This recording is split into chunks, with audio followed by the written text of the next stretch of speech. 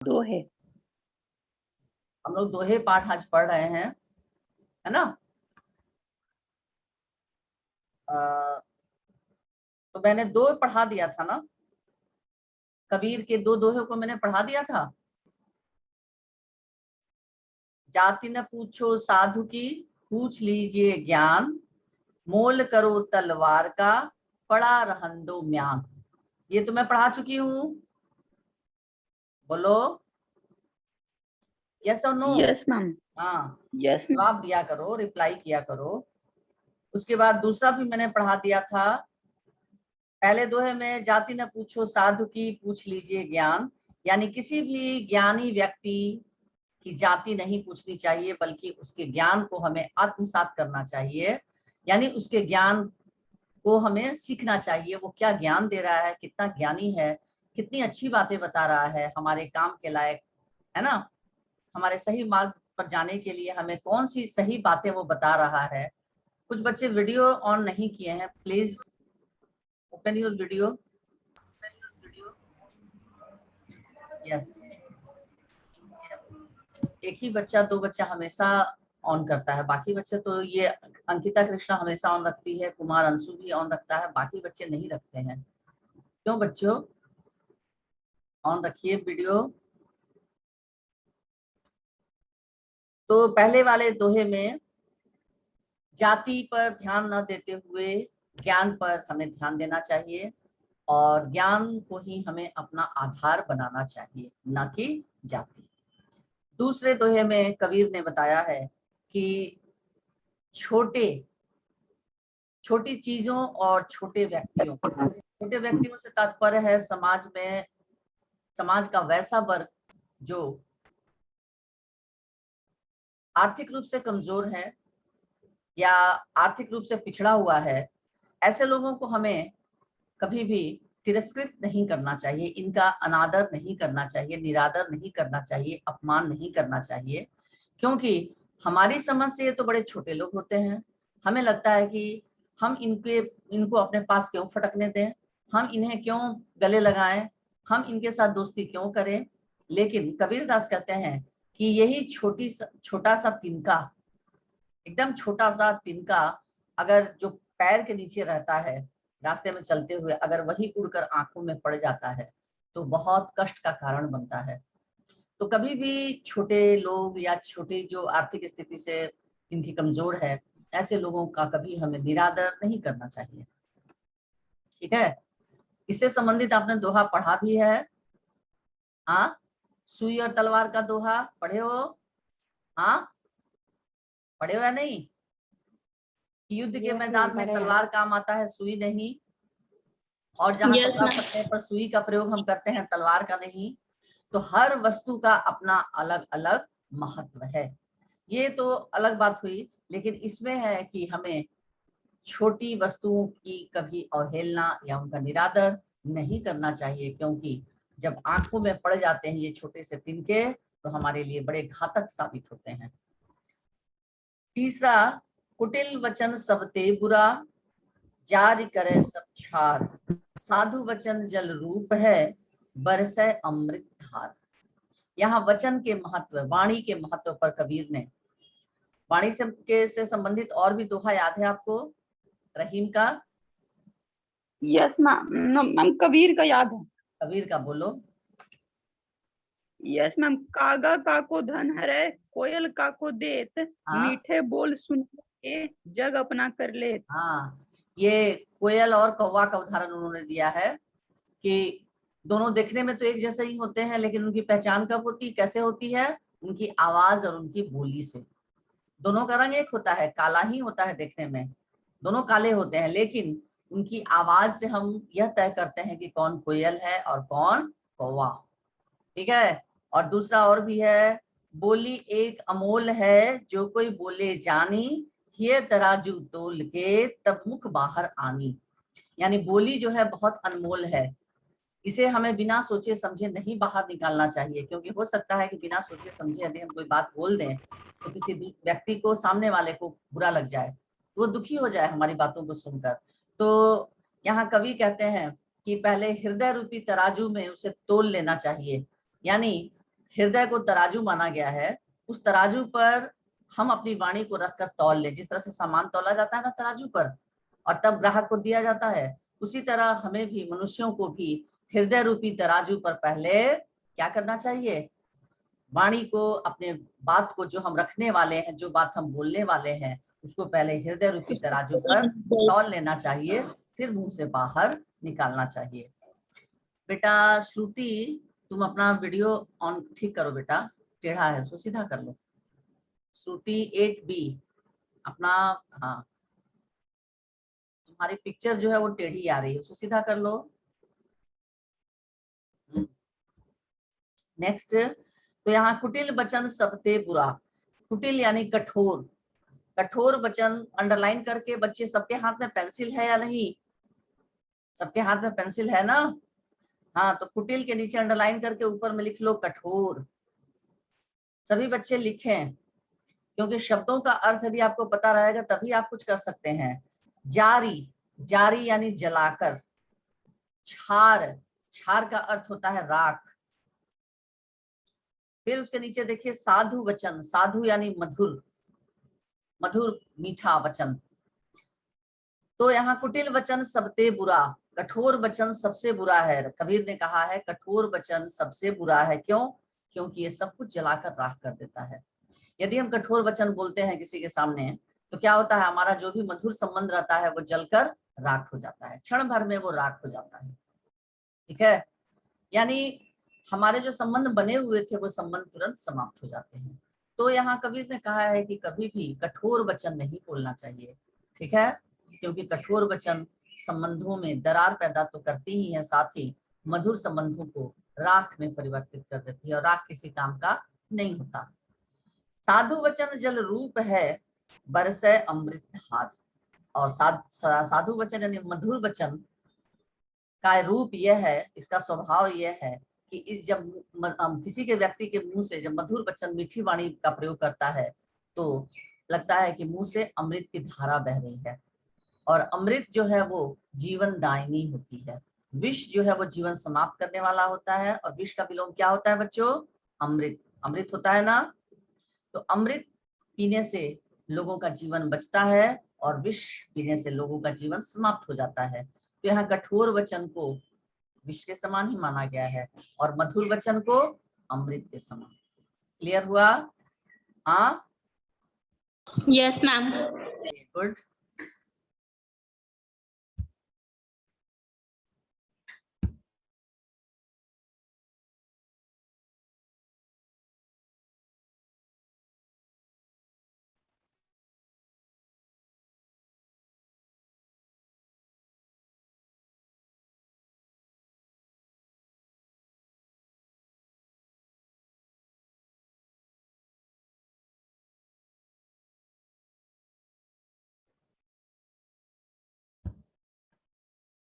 हाँ, तो बच्चों तीसरा हो गया। हाँ, अब चौथा, कदली सीप भुजंग मुख, स्वाति एक गुण तीन, जैसी संगति बैठिए तै सोई फल दीन। ओके,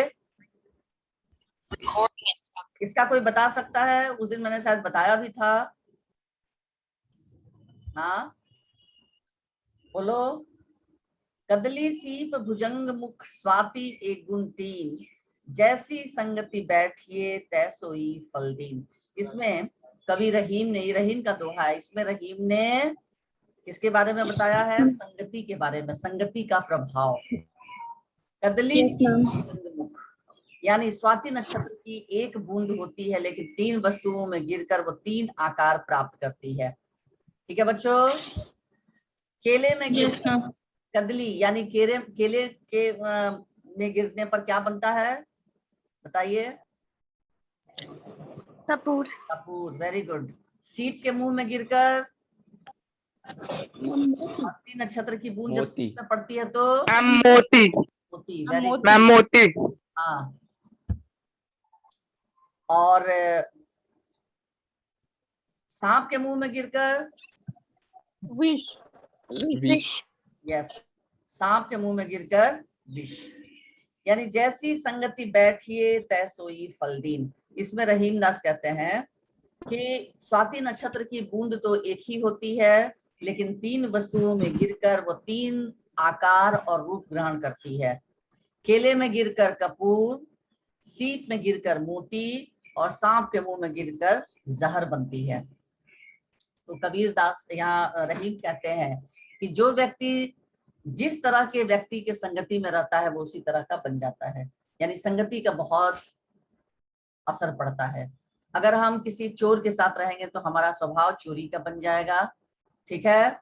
शराब पीने वाले यानी जो नशा करते हैं, किसी नशा करने वाले के साथ यदि रहते हैं तो हमारा स्वभाव ऐसा हो जाता है। तो संगति का बहुत बड़ा और बहुत ही अच्छी संगति में यदि आप रहते हैं तो अच्छा स्वभाव आपका बनेगा, और यदि बुरी संगति में रहेंगे तो आपका स्वभाव बुरा बन जाएगा। ओके, तो इस तरह से संगति का बहुत असर पड़ता है। नेक्स्ट, ये समझ में आया चौथा? हाँ, यस मैम। समझ में आ गया? Yes ma'am. यस। नेक्स्ट,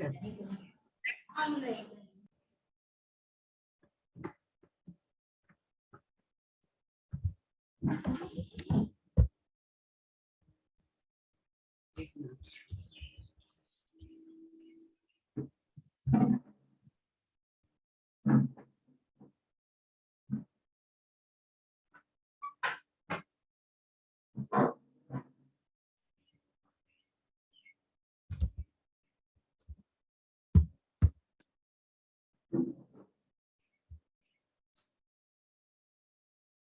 उसके बाद बच्चों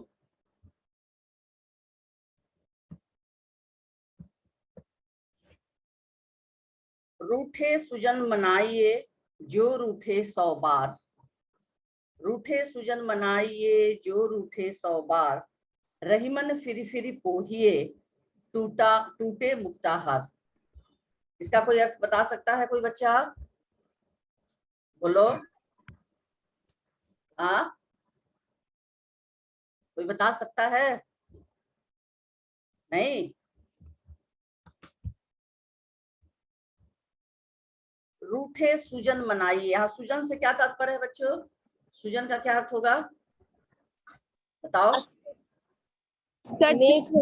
हाँ, सुजन का अर्थ होता है सु मतलब अच्छा, जन मतलब लोग। सुजन का अर्थ होता है अच्छे लोग, सज्जन व्यक्ति। सज्जन व्यक्ति। यानी रूठे सुजन मनाइए, जो रूठे हुए व्यक्ति हैं यानी किसी कारण से हमसे नाराज हो गए हैं। अच्छा, लोग हम लोगों से, दोस्त भी नाराज होते हैं कि नहीं, या सहेलियां नाराज होती हैं? बताओ बताओ बच्चों, दोस्त नाराज होते हैं आप लोगों से कभी? हाँ, क्या बात है बच्चे जवाब नहीं दे रहे हैं आज? What happen? बोलो, मेरी आवाज पहुंच रही है तुम लोगों तक? हेलो? Yes ma'am. जवाब क्यों नहीं दे रहे हो? Yes ma'am. रूठे सुजन मनाइए, जिस तरह से अगर कोई व्यक्ति हम लोगों से रूठ जाता है तो हम उसे, यहाँ रहीम दास कहते हैं कि उसे कभी नाराज नहीं छोड़ना चाहिए। क्या करना चाहिए? उसे हमें मना लेना चाहिए।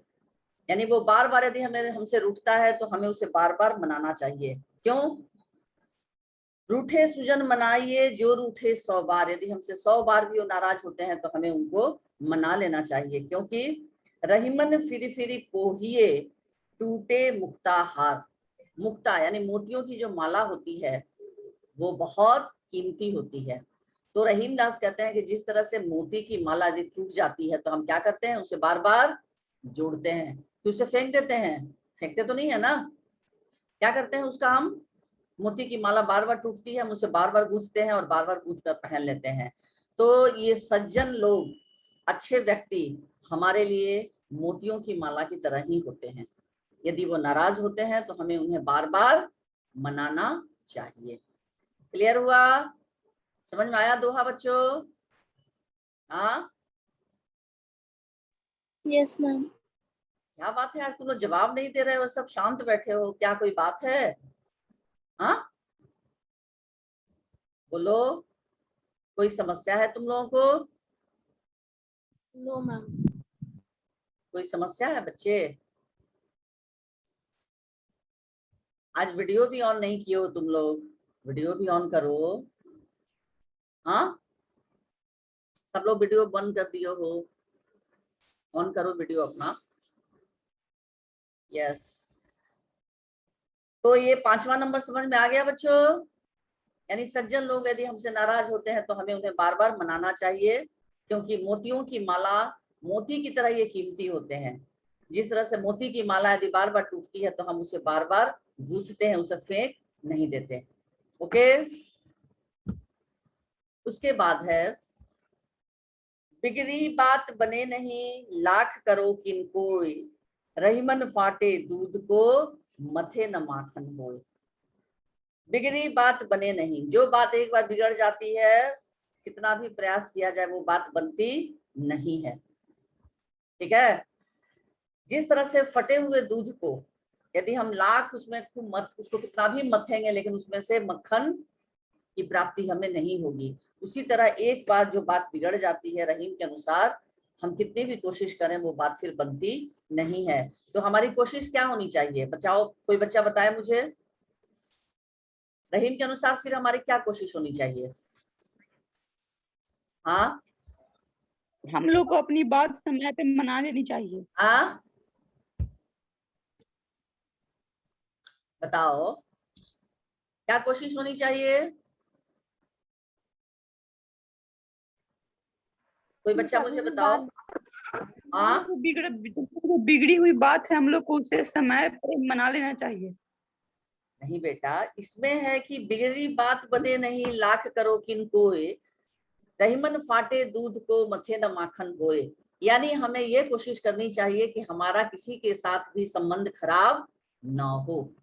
जिस तरह से अगर हम घर में दूध गर्म करते हैं तो क्या चाहते हैं कि दूध फट जाए? हाँ, आप अपनी मम्मी से पूछेंगे सभी बच्चे कि क्या दूध गर्म करने के वक्त मम्मी चाहती है कि दूध फट जाए? नहीं ना? हाँ, बोलो,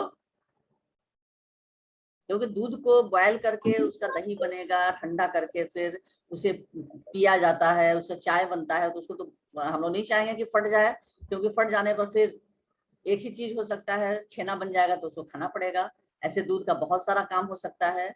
तो कहने का तात्पर्य है कि हर इंसान की ये कोशिश होनी चाहिए कि संबंध जो है वो कभी टूटे नहीं, संबंध कभी बिगड़े नहीं। ओके, नेक्स्ट 7वां, रहीमन निज संपत्ति बिना को न विपत्ति सहाय, बिनु पानी ज्यों जलज को नहीं रवि सके बचाए। अब इसमें क्या कहते हैं रहीम दास, यहाँ संपत्ति, अपनी संपत्ति का महत्व बताया गया है। अपनी संपत्ति का महत्व मतलब कि रहीमन निज संपत्ति बिना को न विपत्ति सहाय। यदि आपके पास अपनी संपत्ति नहीं है तो आपका कोई सहायक नहीं हो सकता है, क्योंकि दूसरे की संपत्ति आपके कभी काम नहीं आ सकती।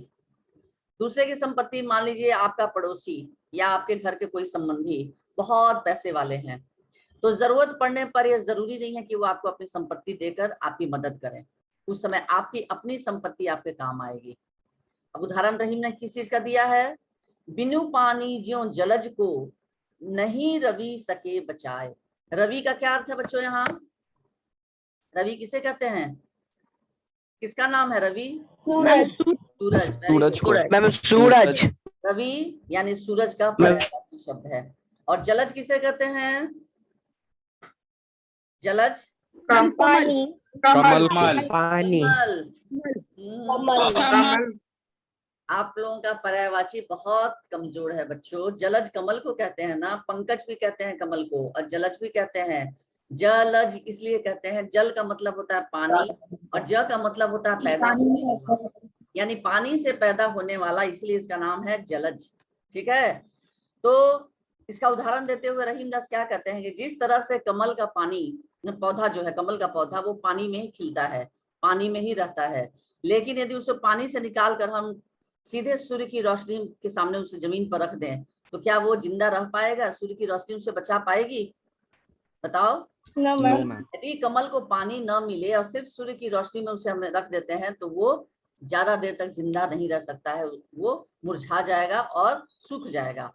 ठीक इसी तरह रहीम दास कहते हैं कि यदि हमारे पास अपनी संपत्ति नहीं रहेगी तो यहाँ मनुष्य की संपत्ति किसे कहा गया है? पानी को।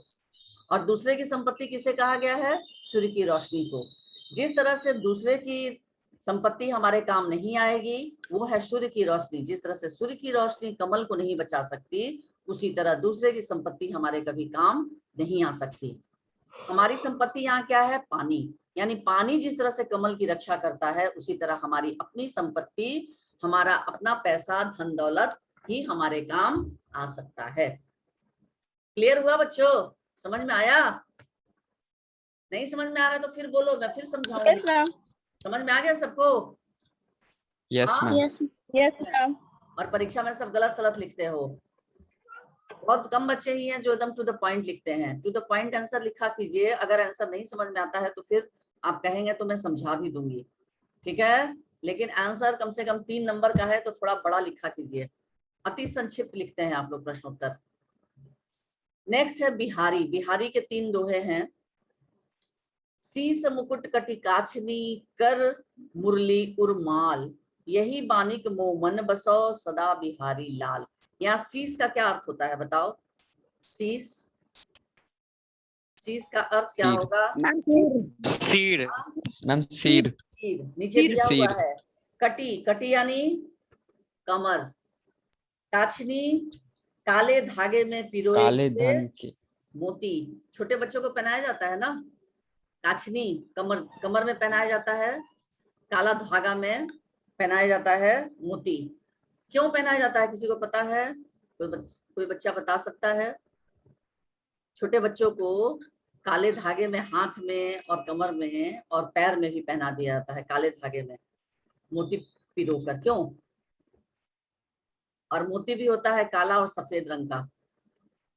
कोई गेस करो, बताओ क्यों पहनाया जाता है छोटे बच्चों को? हाँ, बुरी नजर से बचाने के लिए। हाँ, वेरी गुड। नजर से बचाने के लिए, बुरी नजर से।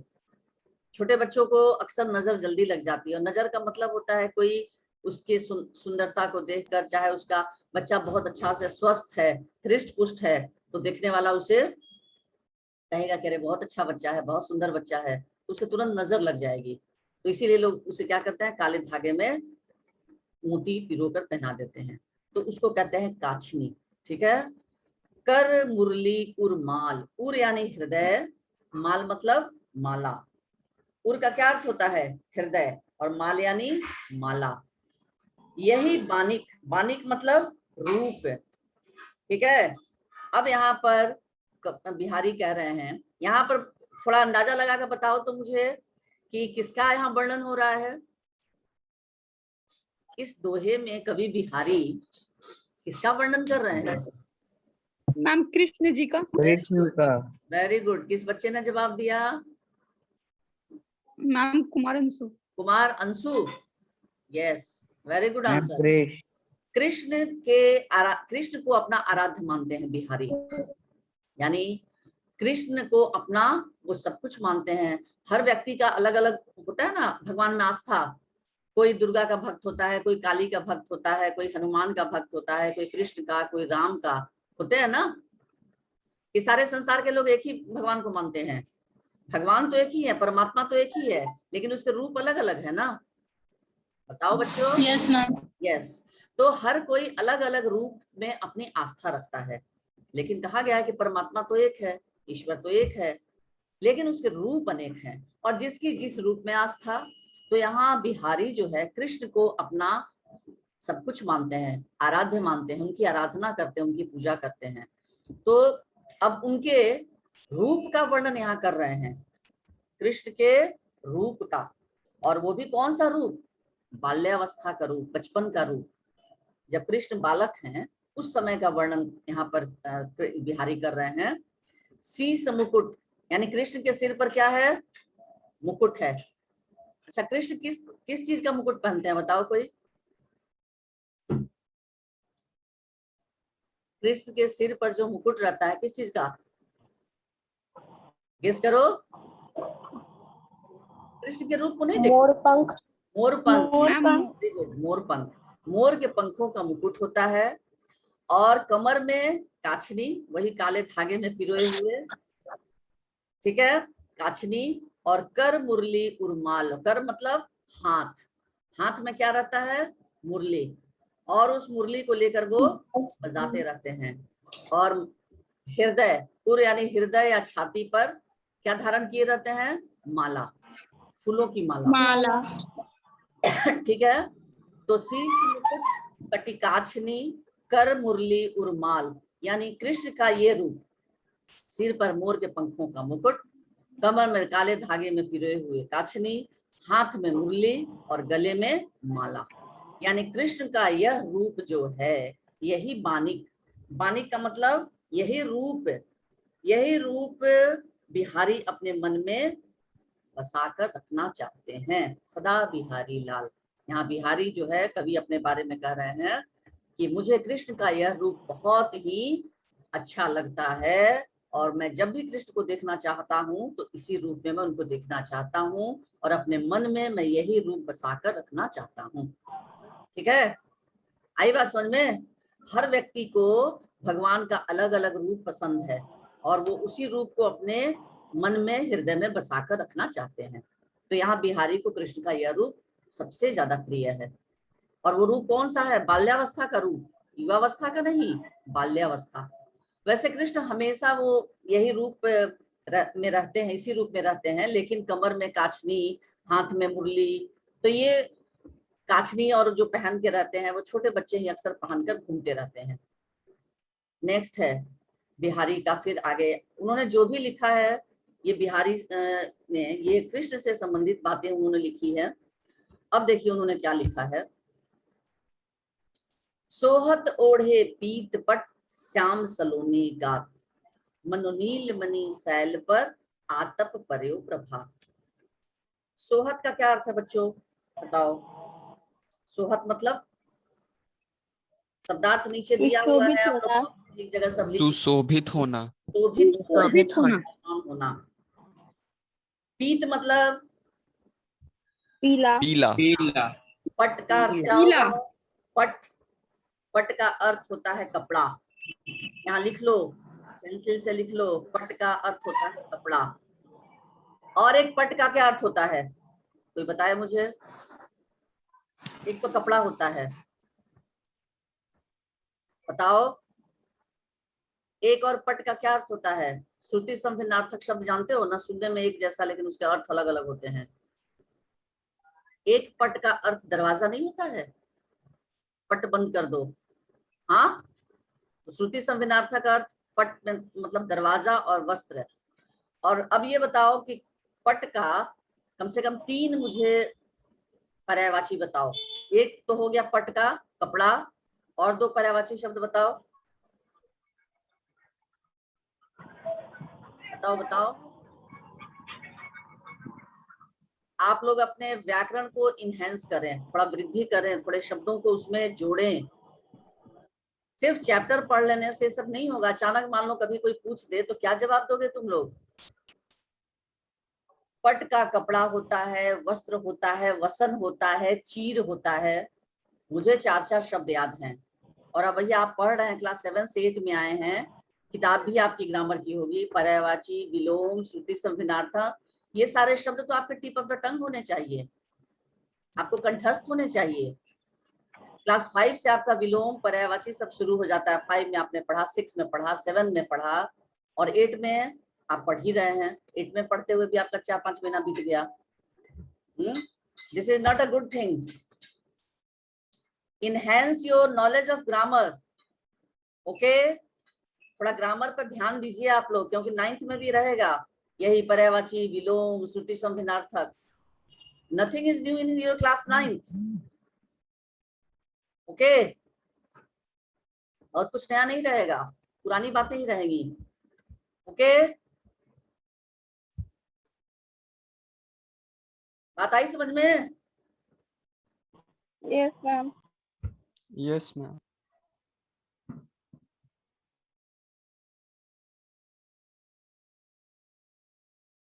Ma'am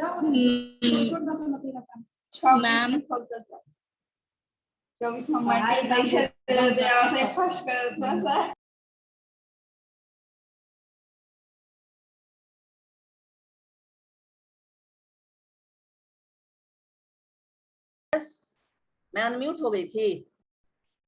okay, yes ma'am. चलिए कोई बात नहीं। अच्छा, अब देखो, एक मिनट, वीडियो ऑन करने दो। ओके, हाँ, तो ये सोहत ओढ़े पीत पट श्याम सलोनी गात। गात का क्या अर्थ होगा बच्चों, बताओ। गात का शरीर शरीर, शरीर, शरीर, गात का शरीर। अब मुझे जरा इसका पर्यायवाची बता दो।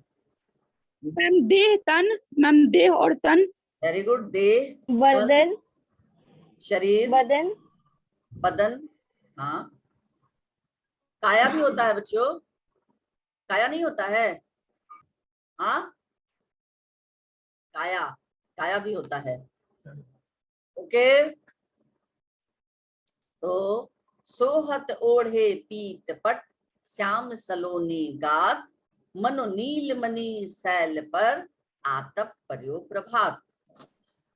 प्रभात यानी सवेरा, ठीक है। मनो मतलब मानो, नीलमणि यानी नीला पर्वत, सैल यानी पहाड़। यहाँ पर सारे शब्दार्थ लिखते जाओ बच्चों। सैल यानी पहाड़ कहते हैं, मनो मतलब मानो। यहाँ कृष्ण के रूप का वर्णन हो रहा है। इसमें भी कृष्ण का रंग कैसा होता है? श्याम। उनको श्याम क्यों कहा जाता है? कृष्ण को बताओ, कृष्ण को श्याम क्यों कहा जाता है? क्योंकि वो साबले हैं। क्योंकि वो नीले रंग का। Very good. कृष्ण का रंग सांवला है और सांवले रंग के होने के कारण उन्हें श्याम भी कहा जाता है। श्याम कैसे? श्याम वर्ण उनका होता है। तो सोहत ओढ़े पीत पट श्याम सलोनी गात। कृष्ण का सांवला शरीर है, सलोना मतलब सुंदर। सांवले शरीर पर पीले रंग का वस्त्र जो कृष्ण ने, क्या मैम? अच्छा, मैं दूसरा दोहा ही तो समझा रही हूँ बिहारी का। तो कृष्ण का शरीर कैसा है, किस रंग का है? नीले रंग का, सांवले रंग का, और उस पर पीले रंग का वस्त्र उन्होंने धारण किया हुआ है। और वो पीला वस्त्र जो उन्होंने धारण किया है वो बिहारी को बहुत पसंद है। क्यों? क्योंकि मानो नील मणि सैल पर, पहाड़ का रंग भी तो काला होता है, मानो नील मणि सैल पर आतप पर्यो प्रभात। सुबह सूर्य की किरणें, सूर्य की किरणों की तुलना यहाँ पर उन्होंने की है। सूर्य की किरणों का रंग कैसा होता है? पीला, सुनहला। और सूर्य की किरणें जब पहाड़ पर पड़ती है, पहाड़ का रंग भी काला होता है, तो वहां का दृश्य बहुत सुंदर प्रतीत होता है। क्यों? क्योंकि पहाड़ पर बर्फ रहता है और उस बर्फ पर जब सूर्य की किरणें पड़ती हैं तो ऐसा लगता है कि वहां चारों तरफ सोना बिखर गया हो। ठीक है, तो इसी को यहाँ कह रहे हैं बिहारी कि कृष्ण के सांवले शरीर पर पीला वस्त्र, ऐसा लग रहा है मानो नीले पहाड़ पर, नीलमणि पर्वत पर सुबह सुबह सूर्य की किरणें, सुनहली किरणें पड़ने से जो सौंदर्य प्रतीत होता है, जो सौंदर्य आंखों को दिखाई पड़ता है, वही यहाँ कृष्ण के सांवले शरीर पर पीला वस्त्र जो है उसी की तरह लग रहा है। ठीक है, आगे 10 नंबर। जप माला छापे तिलक सरे न एको काम, मन कांचे नाचे वृथा साचे राचे राम। यहाँ पर मन कांचे, कांचे का मतलब होता है कच्चा, कच्चा मन। वृथा का मतलब होता है बेकार, वृथा का अर्थ होता है बेकार, वहां लिख लो। सांचे का अर्थ होता है सच्चा, है ना। राचे यानी रचना यानी निवास करना। रामू यानी राम, राम को रामू कहा गया है। कांचे यानी कच्चा। यहाँ पर कह रहे हैं बिहारी, यहाँ पर उन्होंने कबीर जिस तरह से ढकोसला पर कि मुर मुड़ाए हरि मिले तो मैं भी लू मुड़ाए, यानी बाह्य आडंबर को उन्होंने बहुत विरोध किया है कबीर ने। हिंदू लोग क्या करते हैं, घर में जब मृत्यु होती है तो 10 दिन पर बाल मुड़ा लेते हैं ना। हाँ, ये तो पता है आप लोगों को। ठीक है ना। तो कबीर ने इसका विरोध करते हुए कहा है कि मूड मुड़ाए हरि मिले तो मैं भी लूं मुड़ाए, बार बार के मूड़ते भेड़ न बैकुंठ जाए। ये हिंदू धर्म पर उन्होंने इस पर बहुत तीखी आलोचना करते हुए उन्होंने कहा है कबीर ने, और उन्होंने किसी को भी नहीं छोड़ा है, किसी भी धर्म के, हिंदू मुस्लिम सबको उन्होंने फटकार लगाई है। तो उन्होंने कहा है कि हिंदू जो है किसी की मृत्यु के बाद बाल मुड़ा लेते हैं कि सीधे स्वर्ग जाएंगे, तो सबसे ज्यादा छूत क्या बाल में ही होता है। तो कह रहे हैं कि अगर कोई भी व्यक्ति बाल मुड़ाता है तो मैं भी लूं मुड़ाए, और बार बार के मुड़ते भेड़ न बैकुंठ जाए, तब तो भेड़ को सीधा स्वर्ग जाना चाहिए, बैकुंठ यानी स्वर्ग, क्योंकि भेड़ के बाल से क्या बनता है बच्चों, बताओ, भेड़ के बाल से क्या बनता है? मैम वूलन क्लोथ्स बनता है ना, ऊनी कपड़े, ऊन बनता है, गर्म कपड़े बनते हैं। तो भेड़ के तो बाल जैसे बड़े हो जाते हैं तो काट लिया जाता है, तुरंत काट दिया जाता है। तो उस बेचारे का बाल तो बार बार काटा जा रहा है, तो सीधा स्वर्ग क्यों नहीं जा रहा है? भेड़ योनि में वो क्यों पैदा हो रहा है? उसके तो मनुष्य बन जाना चाहिए, उसे तो स्वर्ग जाना चाहिए। तो कबीरदास इस तरह के बाह्य आडंबर पर उन्होंने घोर विरोध किया है। इसी तरह यहाँ बिहारी भी, क्योंकि वो उन्हीं के समकक्ष थे, तो वो भी इसका विरोध करते हुए कह रहे हैं कि विचारों में दोनों में समानता थी, बिहारी, रहीम, कबीर, है ना, ये इसमें दृष्टिकोण और विचार में इन लोगों की बराबरी है। यानी दोनों, ये तीनों जो कवि हैं, ये किस तरह से ढोंग का विरोध करते हैं। तो कह रहे हैं बिहारी, जप माला, हाथ में माला लेकर जपते हैं। बहुत लोगों को तुम लोगों ने देखा है, माला जपते रहते आंख बंद करके, और छापे तिलक, तिलक लगा लेते हैं, खूब बड़ा बड़ा सफेद तिलक, उस पर लाल रंग का ऐसे चंदन का टिकट, कुमकुम का